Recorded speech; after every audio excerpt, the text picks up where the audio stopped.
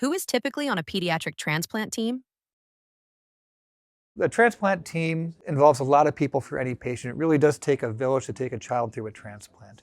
So even before we do a transplant, the child and their family will meet their transplant physician. They'll often meet medical trainees that are learning to take care of children with high-risk cancers, even some that are specializing already in specifically doing transplants and cell therapies.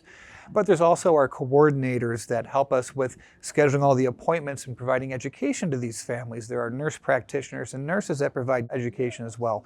There's social workers that help identify any potential unmet needs the family may have outside of the hospital for which we can be providing extra support, including temporary housing close by a transplant center if they live far away from the closest transplant center.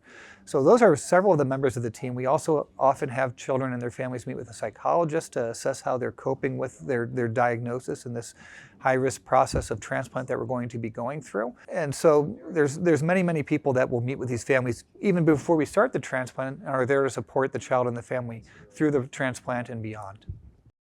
Do families need to request extra services, or are these usually offered?